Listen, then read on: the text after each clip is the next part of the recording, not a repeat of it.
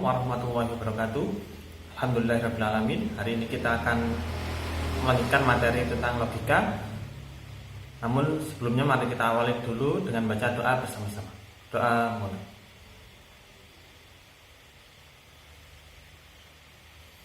Alhamdulillahirrahmanirrahim. Bagaimana kabarnya hari ini? Semoga semuanya dalam keadaan sehat walafiat. Nah, materi hari ini adalah mengenai definisi dan bukti teorema. Ya, seperti apa materinya? Ya, namun sebelum ke materi terlebih dahulu, silahkan membuka-buka lagi catatannya materi yang sebelumnya, yaitu yang pertama mengenai implikasi, kemudian ada converse dan juga kontraposisi. Berikutnya yaitu tentang biimplikasi. Ya, yang bisa dibuka nomor 1 dan 2 ini adalah tentang tabel kebenarannya gitu ya. Kemudian nomor 3 adalah tentang hukum-hukum logika yang bisa digunakan untuk menyederhanakan suatu argumen dan juga kaidah inferensia. Ya kan kita gunakan dalam menyimpulkan. Kemudian ada juga sifat-sifat kuantor ya di pertemuan yang kemarin gitu ya.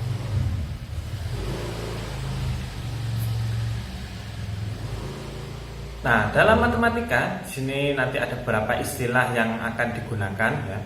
Kalau di tingkat sekolah atau di SMA itu yang sering digunakan adalah definisi dan teorema. Tapi nanti di perkuliahan nanti ada beberapa istilah yang juga akan digunakan. Seperti aksioma, postulat, proposisi, lemma, korolari dan juga konjektur. Nah, dari beberapa istilah di sini nanti ada yang perlu dibuktikan dan juga ada yang tidak membutuhkan pembuktian. Nah, khusus pada materi hari ini nanti kita akan membahas mengenai definisi dan teorema. Ya, kita awali dulu mengenai definisi. Ya, pasti kalian sudah sering mendengar kata definisi. Nah, definisi itu apa? Ya, definisi adalah suatu kata atau frase atau juga bisa berupa kalimat.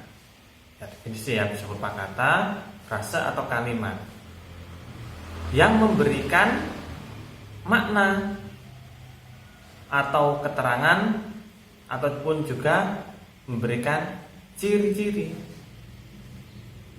Tentang apa? Ya bisa tentang orang, bisa tentang benda, bisa berupa proses, bisa berupa aktivitas. Nah, itu bisa didefinisikan. Sehingga kata yang sebelumnya atau frase atau kalimat tadi bisa memiliki arti yang mudah dipahami. Seperti itu ya. Nah, secara umum ya definisi adalah upaya untuk memberikan sebuah arti pada kata atau istilah ya, sehingga dari satu kata tadi kemudian diberikan definisi sehingga lebih mudah untuk dimengerti seperti itu. Nah, dalam memberikan suatu definisi biasanya diikuti oleh beberapa kata. Bisa berupa kata adalah, kemudian kata yaitu, juga kata iyalah. Nah, ternyata dari ketiga kata ini yang mengikuti definisi ini juga ada perbedaan dalam penggunaannya. Tidak semuanya menggunakan adalah, menggunakan yaitu, atau menggunakan iyalah. Tapi ada pembagiannya. Nah, kalau yang didefinisikan adalah suatu kata benda, maka diikuti dengan kata adalah. Contohnya adalah meja. Nah, itu kan suatu kata benda. Kemudian orang itu juga bisa berupa kata benda. Nah, ini ya. Kemudian kalau selain kata benda, maka akan diikuti dengan kata yaitu. Misalkan apa yang selain kata benda? Ya, misal memasak. Memasak itu kata benda atau bukan? Ya, kalau bukan berarti diikuti bukan kata adalah tapi yaitu. Masak yaitu ini. Itu ya. Nah, kemudian kalau yang didefinisikan adalah suatu sinonim, maka diikuti dengan kata ialah. Ya, contohnya adalah gembira. Gembira ialah, ya, karena adalah dicari sinonimnya. Kemudian bisa juga dahaga, dahaga seperti haus itu ya, kan sinonim, itu bisa menggunakan kata ialah. Nah, ini adalah kata yang mengikuti suatu definisi, sehingga penggunaannya berbeda kalau yang didefinisikan juga berbeda. Nah, dalam matematika juga nanti akan kita menggunakan istilah ini ya. Mungkin bisa menggunakan adalah, bisa menggunakan yaitu, atau juga menggunakan ialah. Nah, kita langsung masuk ke contoh suatu definisi yang sudah dirangkai menjadi suatu pernyataan di logika gitu ya. Nah, di semesta pembicaranya adalah bilangan bulat. Kemudian P-nya adalah jika X adalah bilangan genap. Kemudian Q-nya adalah X dapat dibagi 2. Itu maksudnya adalah habis dibagi 2 gitu ya. Sehingga tidak bersisa. Nah, apabila dirangkai menjadi kalimat pernyataan, nah ini menggunakan pernyataan yang implikasi. Yang A dulu. Setiap X jika P maka Q. Nah, kalau dirangkai menjadi satu kalimat, setiap X bilangan genap, maka X habis dibagi 2. Nah, pernyataan A ini benar atau salah? Setiap ada bilangan genap pasti bisa dibagi 2. Nah, sekarang yang B. B adalah converse dari implikasi yang A. Nah, setiap X jika Q maka P. Kalau dirubah menjadi suatu kalimat, maka setiap X jika X dapat dibagi 2, maka X adalah bilangan genap. Jika X bisa dibagi 2, maka bilangan genap. Ini benar atau salah? Nah, kalau dari pernyataan di sini X bilangan genap maka dapat dibagi 2. Itu benar. Yang B, X dapat dibagi 2, maka X bilangan genap. Nah, benar atau salah? Nah, itu ya. Misalkan ya 0. Nah, 0 itu genap atau ganjil? Ya, kalau misal kita menganggap kalau 0 itu adalah genap, maka yang B adalah benar. Kalau 0 bukan bilangan genap, maka B salah ya. Kalau sesuai dengan aturan bilangannya, 0 bisa masuk ke bilangan genap, sehingga pernyataan A dan B di sini bisa benar. Nah, diperhatikan lagi ya. Tadi ada P jika P maka Q, kemudian ada jika Q maka P, itu ya. Nah, contoh yang kedua.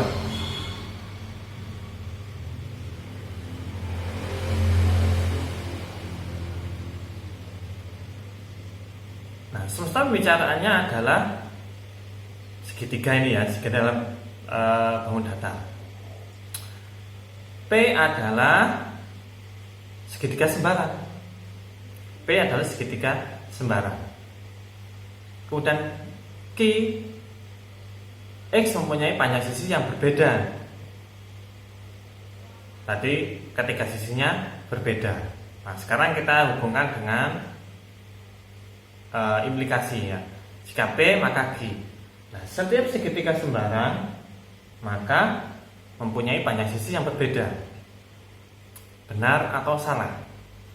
Setiap segitiga sembarang maka mempunyai panjang sisi yang berbeda. Nah, benar atau salah? Nah, sekarang yang B.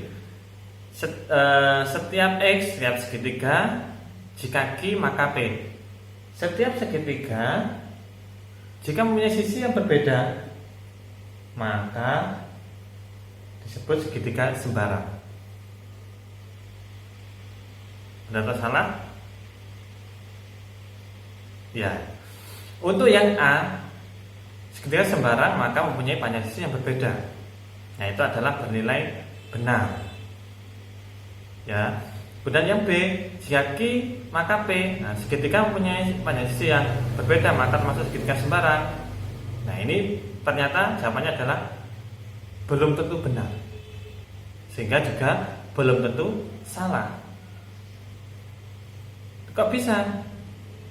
Ya, misal segitiganya adalah segitiga siku-siku. Nah, itu kan juga bisa panjang sisinya semuanya berbeda. Tapi bukan segitiga sembarang, tapi segitiga siku-siku. Nah, sehingga di sini antara A dan B, atau misalkan yang A adalah implikasi kemudian B adalah converse-nya, ini ternyata tidak sama-sama bernilai benar. Nah, supaya bisa menjadi suatu definisi seperti apa? Nah, yang pertama adalah harus ada kuantornya. Kuantor di sini apa? Ya, berupa kata setiap atau semua. Ya, setiap segitiga atau setiap, karena berlaku secara keseluruhan pada semesta yang dibicarakan. Pertama. Kemudian yang kedua adalah terdapat implikasi dan converse. Ya, ingat ya, berarti harus ada dua, implikasi dan converse-nya harus ada dua ini. Dan dua ini harus sama-sama bernilai benar. Nah, hubungan dari implikasi dan converse ini nanti menjadi suatu biimplikasi. Ya, karena apa? Kalau dicontohin di sini berarti A bernilai benar, B juga bernilai benar. Nah, kalau semuanya sudah bernilai benar, maka bisa menjadi suatu biimplikasi. Nah, kalau ketiga ini adalah semuanya sudah terpenuhi, maka menjadilah suatu definisi. Ya, berarti kalau dalam kasus yang tampil bisa di sini, berarti antara P dan Q disebut segitiga sembarang. Ya, X segitiga sembarang jika X mempunyai panjang sisi yang berbeda. Berarti semuanya harus berlaku gitu. Nah, itu baru bisa menjadi suatu definisi. Nah, seperti itu ya definisi. Nah, kemudian teorema. Nah, teorema adalah suatu pernyataan yang memerlukan pembuktian dan pernyataan tersebut dapat ditunjukkan nilai benarnya atau nilai bernilai benar. Nah, kalau teorema di sini adalah turunan dari definisi dan masih berupa pernyataan. Pernyataan seperti apa? Pernyataan yang perlu dibuktikan kebenarannya. Kalau definisi tadi sudah tidak perlu dibuktikan kebenarannya, tapi kalau teorema harus dibuktikan kebenarannya, ya, karena masih berupa pernyataan. Nah, dalam menentukan nilai kebenaran dalam teorema nanti bisa menggunakan beberapa cara. Nah, di sini ada 5 cara. Yang pertama adalah aturan spesifikasi universal, aturan generalisasi universal, kemudian bukti langsung, kontraposisi dan kontradiksi. Ya. Nah, tapi pada pertemuan hari ini kita akan membahas dua terlebih dahulu, yaitu mengenai aturan spesifikasi universal dan aturan generalisasi universal. Untuk yang ketiga di pertemuan berikutnya. Nah, kita awali dengan cara membuktikan teorema dan cara yang pertama, yaitu aturan spesifikasi universal. Ya, apabila kalimat terbuka bernilai benar untuk semua anggota semesta, ya, kalau ada kalimat terbuka bernilai benar untuk semua semesta, ya, setiap X, maka kalau ada pernyataan yang benar-benar untuk semua semesta, maka kalimat terbuka tersebut juga bernilai benar untuk satu anggota individu yang ada pada semesta. Maksudnya gimana? Ya misal kalau ada suatu pernyataan kemudian bernilai benar untuk setiap anggota yang ada di semesta. Ada A, B, C, D, E, F sampai semuanya anggota di semesta. Maka ketika kita mengambil satu saja, itu juga pasti bernilai benar. Tadi kan di A benar, B benar, C benar, D benar, terus sampai semua anggota semesta. Nah ketika kita ambil satu saja, kita ambil A, B, itu juga pasti bernilai benar. Semuanya saja benar, apalagi cuma diambil satu, seperti itu. Nah sehingga kalau disimbolkan setiap X berlaku PX itu bernilai benar, maka ketika kita ambil X-nya adalah berupa A, yaitu menjadi PA, maka juga bernilai benar. Ya, dengan A adalah anggota pada semesta tadi. Dari keseluruhan kita ambil satu saja pasti bernilai benar, karena semuanya tadi benar. Nah itu adalah yang dinamakan dengan aturan spesifikasi universal. Dari keseluruhan kita ambil satu, itu ya. Nah contohnya adalah semesta pembicaranya adalah semua orang, ya, semua orang itu ya. Kemudian P-nya adalah S adalah guru matematika. X adalah guru matematika. Kemudian Q adalah X lulusan S1 pendidikan matematika. Nah, kemudian ada kalimat semua guru matematika merupakan lulusan S1 pendidikan matematika.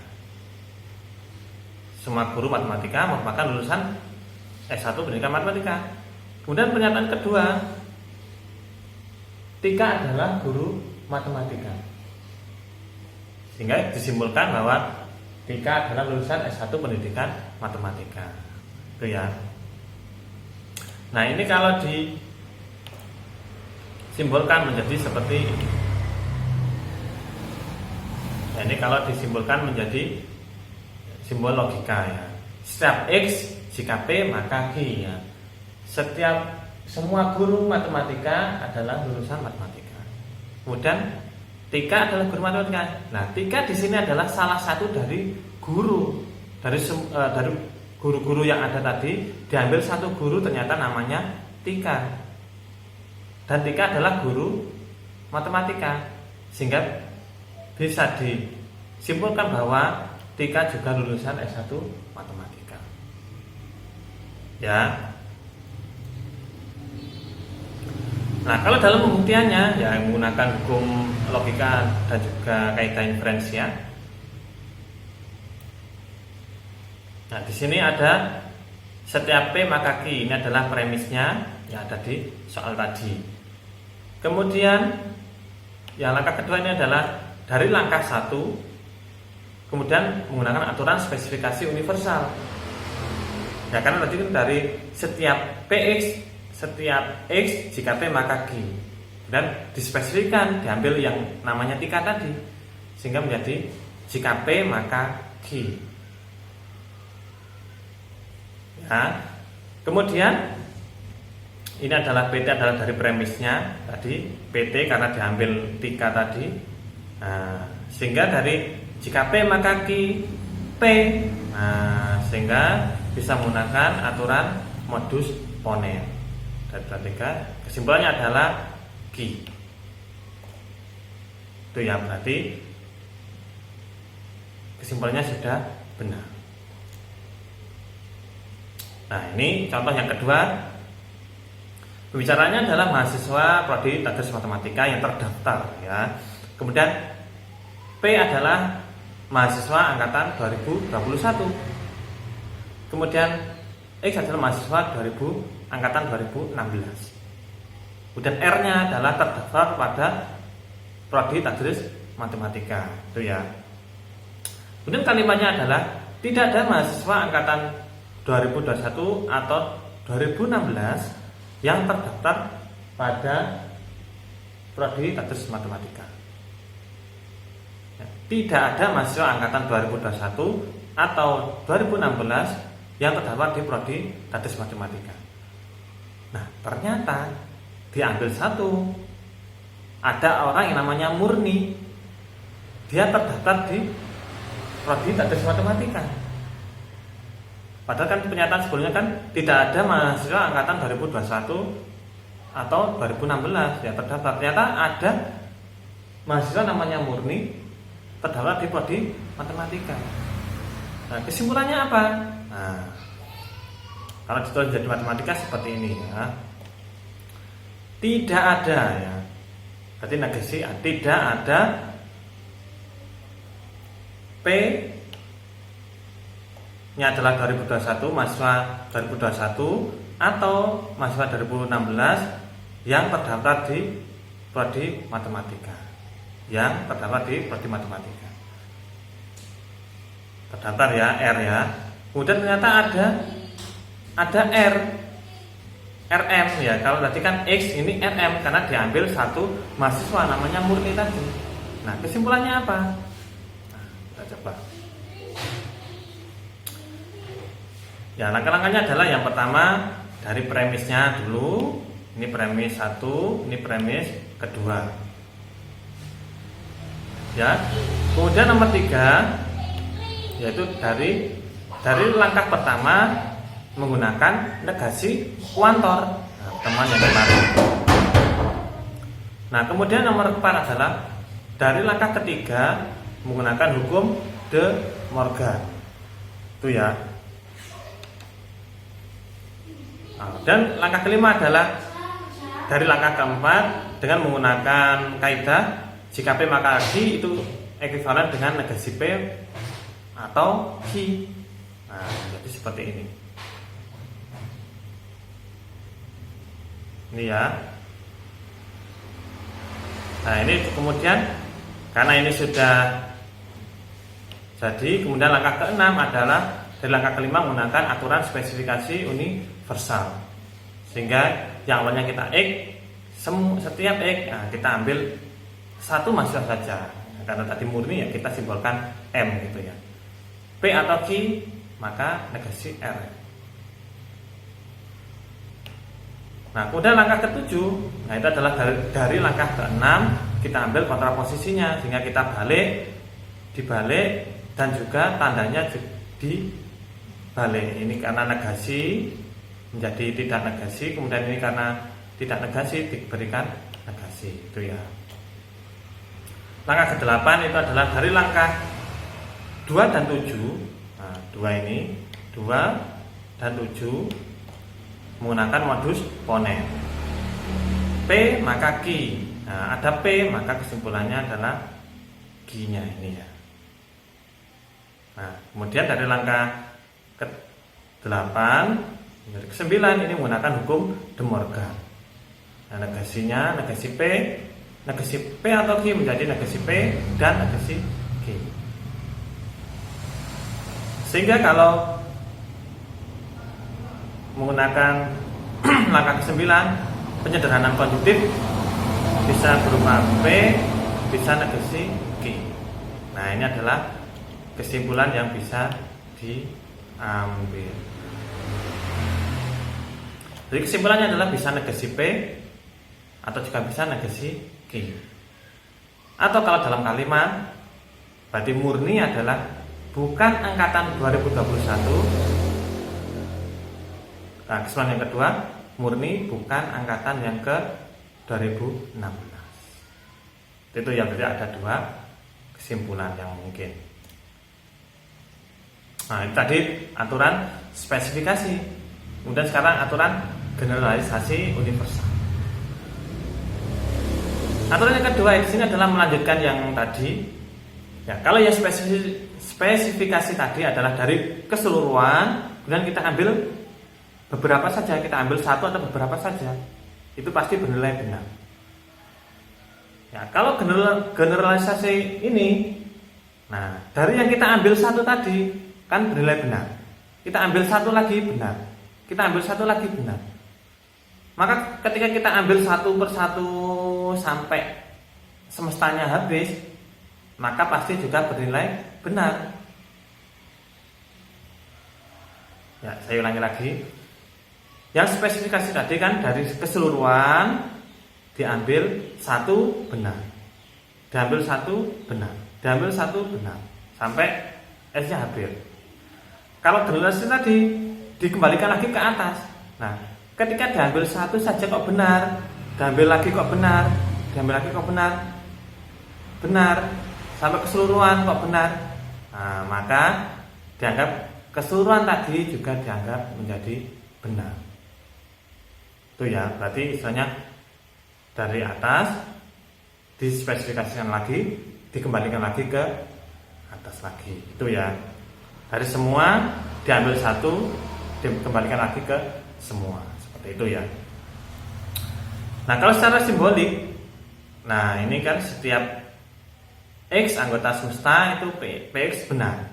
Nah, ketika kita ambil satu tadi bernilai benar. Ketika kita ambil dua juga benar. Ketika kita ambil dan seterusnya juga pasti benar. Itu ya. Nah, sampai variabel berikutnya sampai semua S. Nah, itu adalah yang dimaksud dengan aturan generalisasi universal. Diambil satu benar, dua benar, tiga benar, maka sampai terakhir juga pasti benar. Nah, itu generalisasi universal. Nah, ini contoh yang tadi.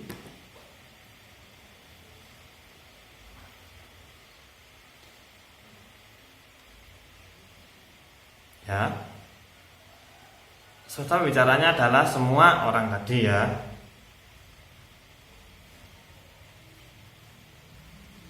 Nah, setiap PX adalah guru matematika.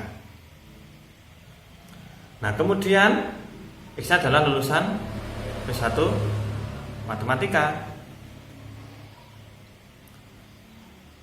Nah, maka kesimpulannya adalah semua guru lulusan S1 pendidikan matematika. Itu ya. Nah, perlu dilihat itu. Nah, di sini ada perbedaan. Kalau yang tadi adalah ini diambil satu orang saja, nah ini diambil semua guru. Itu ya.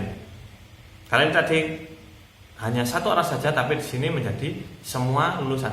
Kalau semua guru matematika, maka semuanya lulusan S1 pendidikan matematika. Nah, kita buktikan. Ya, secara sekilas di sini adalah jika P maka Q. Ada P maka langsung Q. Ya, itu adalah modus ponen. Ya, sepertinya langsung modus ponen, tapi ini tidak boleh langsung digunakan seperti itu. Karena modus ponen hanya bisa digunakan ketika jika P maka Q, P maka Q, tanpa adanya suatu kuantor di sini. Kalau masih ada kuantor, maka tidak boleh secara langsung menggunakan modus ponen. Ya, harus digunakan cara sesuai urutannya. Ya, caranya seperti apa? Nah, itu menggunakan aturan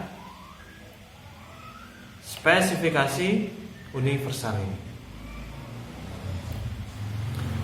Jadi ketika kalimat di sini ada kuantornya di premisnya, nah, kemudian diubah menjadi yang lebih spesifik sehingga kuantornya sudah dihilangkan menjadi dari PX jika P maka Q menjadi jika PT maka QT, karena sudah diambil dispesifikan lagi, nanti diambil satu. Itu ya. Sama halnya dengan di premis kedua ini, setiap X berlaku PX, nah, maka perlu dispesifikasikan menjadi PT saja sehingga kuantornya sudah dihilangkan. Nah, kalau kuantornya sudah dihilangkan, maka bisa menggunakan aturan modus ponen. Jika P maka Q, ada P maka Q, ya, di langkah ke-5 ini. Nah, sehingga sudah ketemu QT dari modus ponen. Nah, dari kesimpulan ini, nah, dikembalikan lagi ke atas lagi menggunakan aturan generalisasi. Dari QT berarti menjadi setiap X maka QX. Ini dari mana? Dari langkah kelima menggunakan aturan generalisasi universal. Itu ya. Sehingga dari kalimat ini ya tidak secara langsung menggunakan modus ponen, tapi ada tahapannya, yaitu menggunakan spesifikasi universal. Nah, ini adalah dari yang tadi itu. Nah, sekarang ini tadi yang spesifikasi universal, ini yang generalisasi universal ya. Saya dibandingkan. Langkahnya sama ya, ini sama. Kemudian ini sama, ini juga sama ya. Akan tapi perbedaannya adalah di premisnya yang di sini, karena ini berupa premis, maka harus dirubah menjadi spesifikasi universal terlebih dahulu. Ya, antara langkah yang atas dan yang bawah ya di sini mirip, tapi ada beberapa yang berbeda. Yaitu yang membedakan antara spesifikasi dan juga generalisasi. Kalau spesifikasi ke bawah, kemudian kalau generalisasi dan naikkan lagi ke atas, seperti itu ya. Langkahnya mirip. Nah, sekarang contoh yang kedua. Nah, tadi kasusnya sama seperti yang sebelumnya tadi. Ya, tidak ada mahasiswa angkatan 2021 atau 2016 yang terdaftar pada prodi TM. Ya, ternyata ada mahasiswa terdaftar di prodi TM. Nah, ini ya yang membedakan. Kalau tadi adalah satu mahasiswa, sekarang mahasiswa berarti secara keseluruhan ternyata terdaftar di prodi matematika. Sehingga yang awalnya di sini tadi RM, nah ini menjadi setiap X jadi RX. Nah, kesimpulannya tadi negasi PX atau negasi QX. Kalau yang awal tadi. Kalau yang sekarang, nah nanti pastinya adalah dikembalikan lagi menggunakan aturan generalisasi universal menjadi setiap X negasi PX atau juga setiap X negasi QX. Langkah-langkahnya mirip seperti yang spesifikasi universal. Ya, bisa kalian buktikan itu ya. Contoh yang kedua, langkah-langkahnya mirip.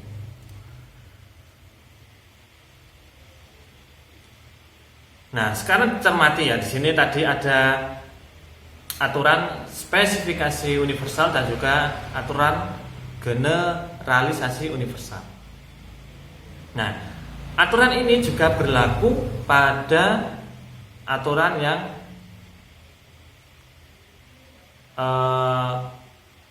universal dan yang berlaku pada. Nah, kalau yang ini semuanya menggunakan kuantor universal. Nah, kalau semua kesimpulannya juga semua. Nah, akan tapi nanti juga beberapa kalimatnya tidak menggunakan kuantor setiap atau semua ini, tapi juga menggunakan ada X. Kalau yang dicontoh tadi itu ditunjukkan dengan menyebutkan nama seseorang ya. Tadi ada Tika, ada Murni itu ya. Nah, itu kalau di sempit lagi itu menjadi kata ada X PX ya, ada X. Adanya siapa tadi? Ya bisa Tika, bisa Murni ya, seperti itu ya. Nah, kalau ini dispesifikan lagi sehingga nanti kesimpulannya juga adalah hanya ada atau beberapa. Nah, kalau premisnya di sini menggunakan kuantor universal atau semua atau setiap, maka kesimpulannya juga kuantor universal. Nah, sekarang yang kedua, kalau premisnya adalah ada kuantor universal, kemudian juga ada kuantor eksistensial, maka kesimpulannya nanti kuantor eksistensial. Ya, dicermati. Tapi langkah-langkahnya sama seperti tadi ya. Nah, ini yang dinamakan dengan aturan spesifikasi apa? Ya, spesifikasi pada kuantor eksistensial. Aturan spesifikasi eksistensial karena menggunakan kuantor ada atau beberapa, sehingga kesimpulannya juga seperti itu.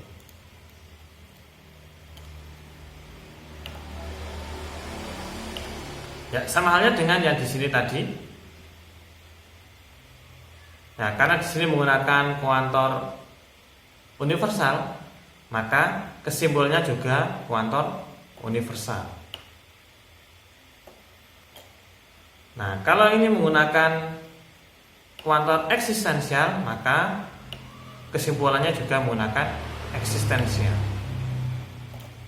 Ya, kalau premisnya ada kuantor eksistensialnya, maka kesimpulannya juga menggunakan kuantor eksistensial. Walaupun premisnya cuma satu saja yang ada kuantor eksistensialnya ya. Berarti kesimpulannya juga eksistensial.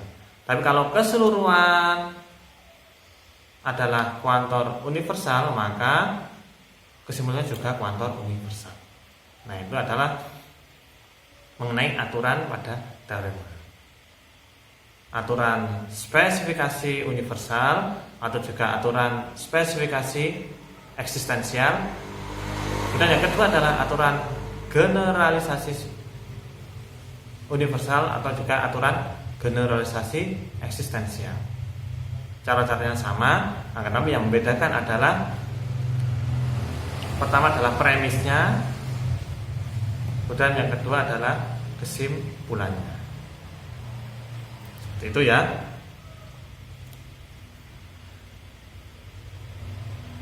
Nah, untuk selanjutnya ya seperti yang sudah saya sampaikan tadi, bahwa dalam pembuktian teorema nanti ada 5 cara dan kita sudah mempelajari 2 cara, yaitu